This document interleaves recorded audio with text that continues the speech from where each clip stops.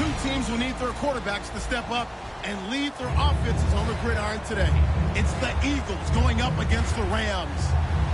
With that, we'll send you out west to the City of Angels, Los Angeles, California, where we'll hand it over to our commentators, Brandon Godden and Charles Davis. Thank you very much, Larry. We are here on a beautiful afternoon for football.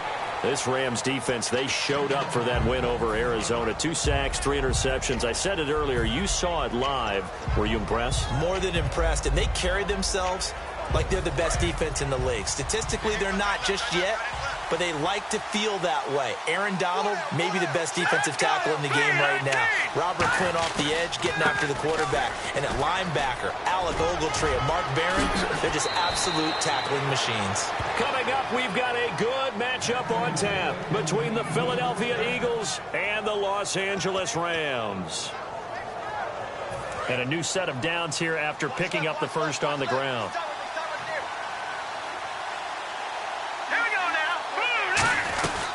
They'll run it now out of the gun. And a good swarm to the football defensively as they get him down at about the 40. 3 yards on the pickup there, and it'll be second down.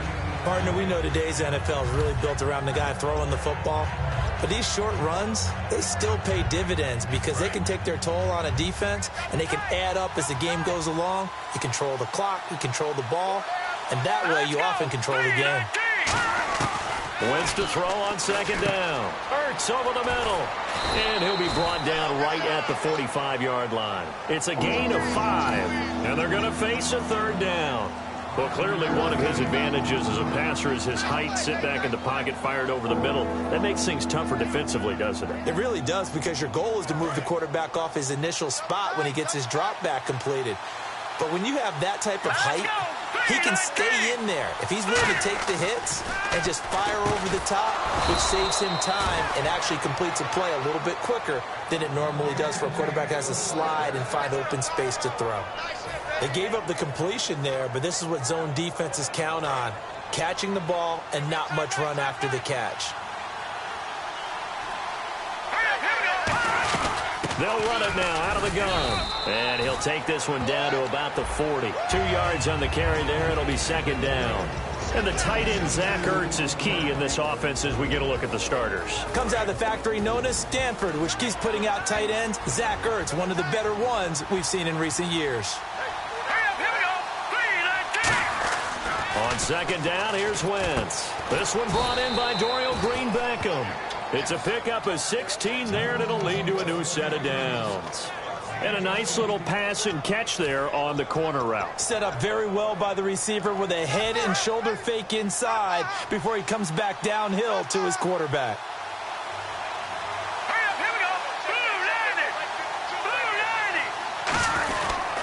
Gonna give this time to the tailback. And he's going to take this one down to about the 23-yard line. Just a yard on the pickup there, and it'll bring up a 2nd and 9. The defense here for the Rams. I played college football at the same time as T.J. McDonald's father, Tim.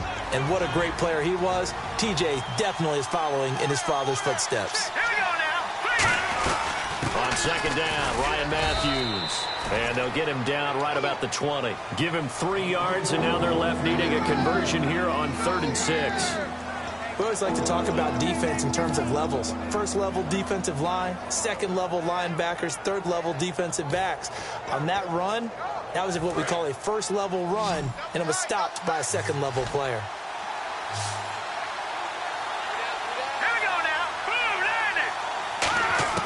Now Wentz on 3rd down.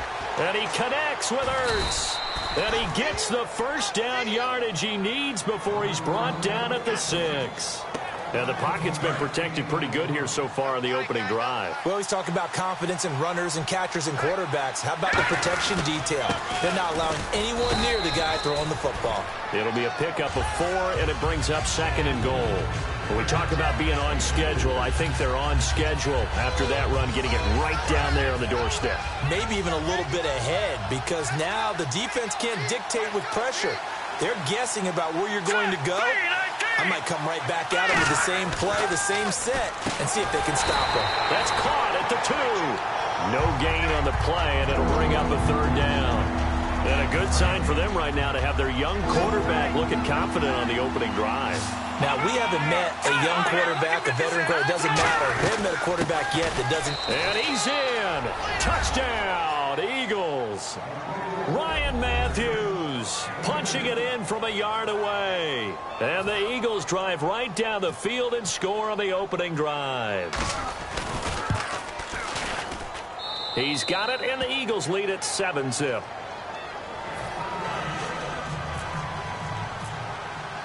Now after the touchdown, it's Sturgis to send it away. And a fair catch signaled for and taken successfully.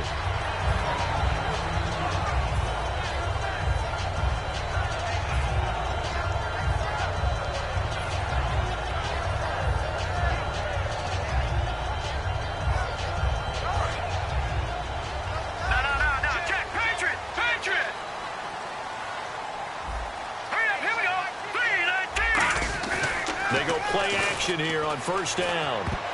And his first pass is incomplete. He was looking for the tight end, Lance Kendricks, there. That'll bring up second down. And we introduce you to these starters now, and Tavon Austin, a man who really doesn't need any introduction anymore in this league. He did it all when he was at the University of West Virginia. Played wide receiver, slot, returned kicks, even lined up a tailback and ran for over 300 yards. All of those talents will be on display in this game. And here are the defensive starters. In your old position, you get to talk about the secondary. The best athletes on the field, Brandon. Debatable. Well, we'll see how this goes today. I love the way you put my guys down. But you know this. They've got to cover, and they have to tackle. They have a heck of a task in front of them in this game. A gain of 19 and picking up the first. And fit's the exact right word. Over the middle, there's almost always traffic. So anytime you're a receiver in that area, you're not just focused on catching the football.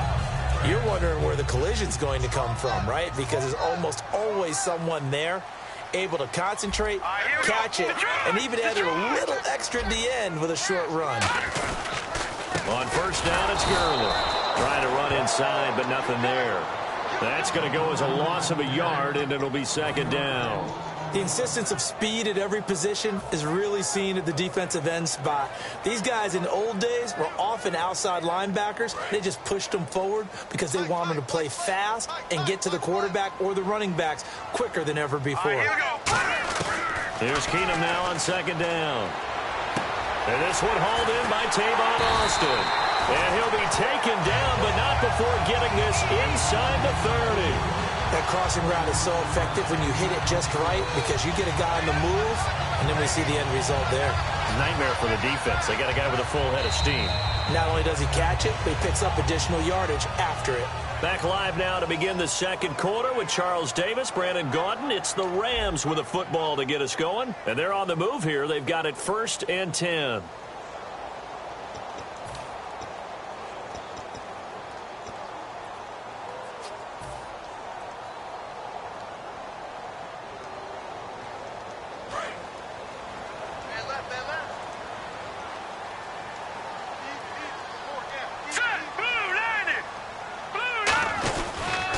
Now they'll pitch it back to Gurley. Looking to find a lane, but he can't. Reined in at the line of scrimmage. Making the tackle, Stephen Tulloch. So nothing there, but maybe you blame that on the blocking. Yeah, at some point you've got to win at the point of attack. And on that play, that was all the defense. They made it happen.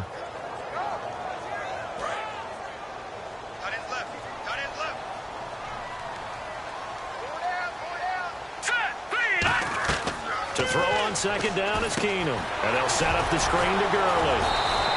No gain on that one, and it's going to bring up a third down. So many screen passes are the result of excellent acting by everyone. But sometimes the guy who's getting the ball tips the play off. The running back, because he's eager to get the pass, and sometimes he doesn't act very well about whether he's going to block or leak out or whatever.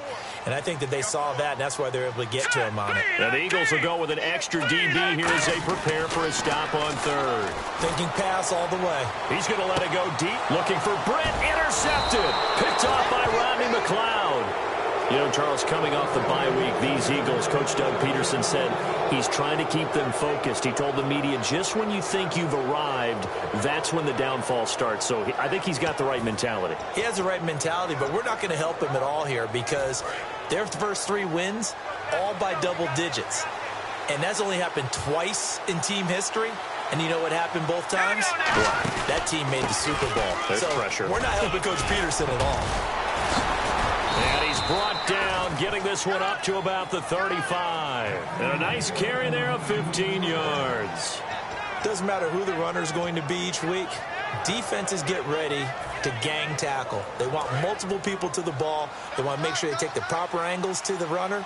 Make sure there's no place for him to spin out and go what they call through the back door and get away from people. And they want plenty of guys there to hit him, try to knock the ball free, the whole deal. But on that play, the best laid plans did not work. Well, when we do these games, we always keep the standings of each conference and division taped up in front of us. How about the NFC East so far? I think going into the season, we thought it'd be a really tough division, but I'm not sure we saw the great starts that we're seeing. Philadelphia 3-0. Dallas 3-1. It's going to be a real fight to the end. Everyone's still in it. Yeah, nobody below 500. The Redskins at 2-2 down at the bottom. That one goes for 13 yards, and it moves the sticks. And that's one of his advantages of a passer, is it not? With his height, setting back there in the pocket, firing it over the middle, he can really see everything clearly. It is, and I know that other quarterbacks get it done different ways, all right? You don't have to be his height to make a great play, but what he does is he takes away having to make those slide steps in the pocket to find angles to throw the ball through. He just throws right over the top of it because he can see everything, and sometimes that saves time and gets the ball to a receiver quicker.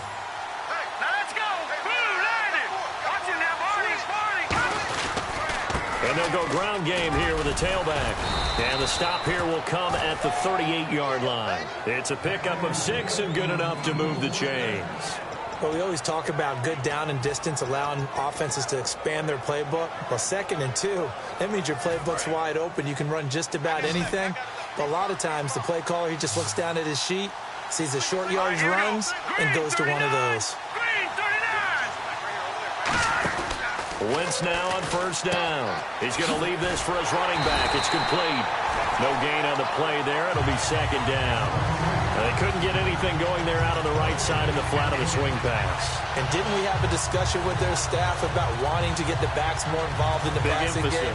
Huge emphasis for this game, but obviously the defense had other plans and really made a nice play. Wentz to throw on 2nd down.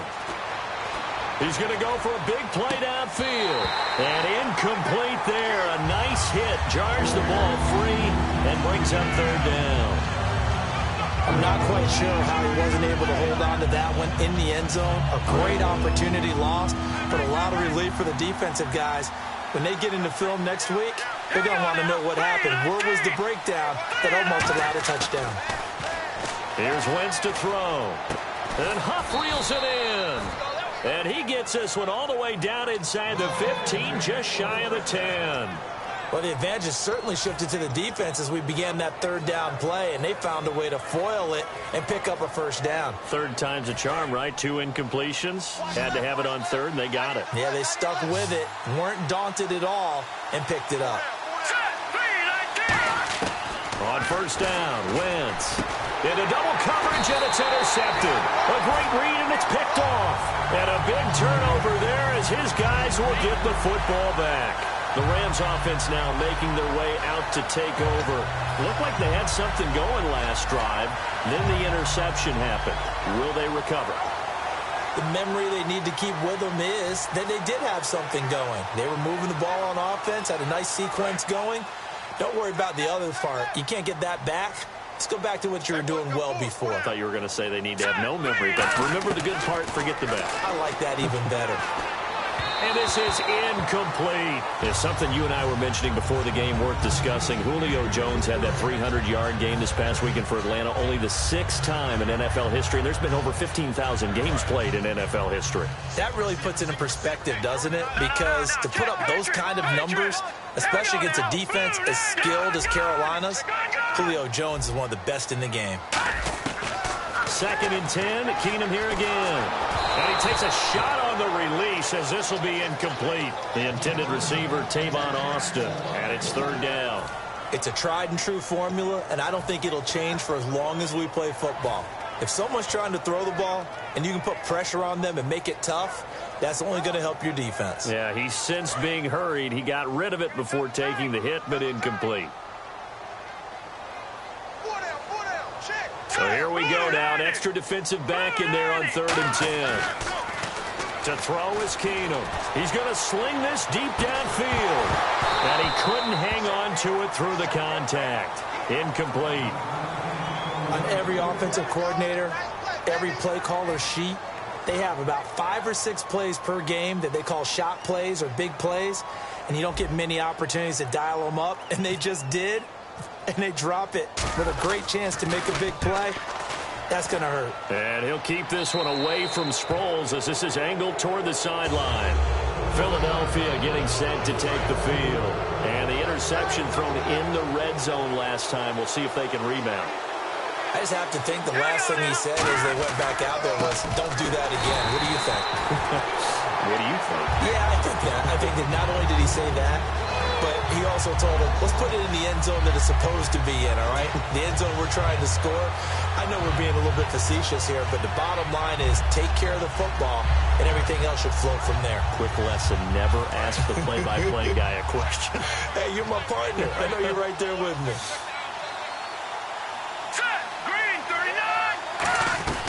Now Wentz throwing on 2nd down. Trying for the tight end, Ertz, and it's intercepted. Picked off by Tremaine Johnson. And they'll set up shop right near midfield at the 49-yard line. And the Rams now coming out on the field. And still no points on the scoreboard. You're coming off of the 3 and out. They're just looking for anything to grab onto right now, aren't they? I'm wondering if someone's going to take charge in the huddle. You know, we always look to the quarterback, but sometimes it's another player on the team, a star, a veteran, someone with some excitement and energy. It's like, all right, guys, let's shake things up and let's go, because they still have an opportunity to make things happen. Shake it off. 2nd down, 8. And time for us to take a break here in the booth. We're back to the City of Angels after this timeout. They fake the give to Gurley, now Keenum.